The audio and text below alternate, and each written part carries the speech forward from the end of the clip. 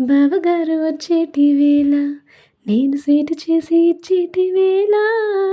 బాబోయ్! ఏంటి ఇంత హుషారుగా సాంగ్స్ పాడేస్తున్నా అని అనుకుంటున్నారు కదూ! చెప్తానాగండి. నేను చేసిన స్వీట్ మా బావకి భలే నచ్చేసింది. మరి ఆ స్వీట్ ఎలా చేయాలి ఏంటనేది చూసేద్దామా? చూసే ముందు మన ఛానల్‌ని కొంచెం సబ్స్క్రైబ్ చేసుకోండబ్బా! సరే అయితే ఇంక రెసిపీలోకెళ్ళిపోదామా? ముందు పాస్తాని వాటర్‌లో బాయిల్ చేసుకోవాలి. కొంచెం సాల్ట్ వేసుకోవాలి. అలానే మరో స్టవ్ పైన కొంచెం పాలు పెట్టుకోవాలి. అలానే బెల్లం తురుము కూడా రెడీ చేసుకోవాలి. అండ్ ఇంకొక గిన్నెలో కొంచెం పాలు వేసుకొని కస్టర్డ్ పౌడర్‌ని ఉండలు లేకుండా కలుపుకోవాలి. నేనిక్కడ వెనిల్లా ఫ్లేవర్ తీసుకున్నాను.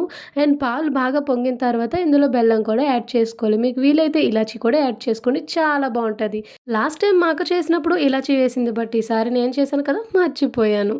దాని తర్వాత డ్రై ఫ్రూట్స్ మీ దగ్గర ఏముంటే అవి వేసుకోవచ్చు. ప్రెజెంట్ అయితే నా దగ్గర జీడిపప్పు, కిస్మిస్ మాత్రమే ఉన్నాయి కాబట్టి అవి యాడ్ చేసేసుకున్నాను. దాని తర్వాత కస్టర్డ్ పౌడర్ ఏదైతే కలుపుకున్నామో దాన్ని మంచిగా మిక్స్ చేసేసుకోవాలి. దాని తర్వాత ఇంకేముంది పాస్తా వేసేయడమేగా. అంతే ఇంక రెడీ అయిపోయినట్టే. అసలు నీకు రాదు అనే మా అక్క కూడా నా వంట టేస్ట్ చేసి ఎలా ఉందో చెప్పింది. తనకు కూడా చాలా బాగా నచ్చేసింది. మరి మీరు కూడా ట్రై చేసేస్తారు కదూ!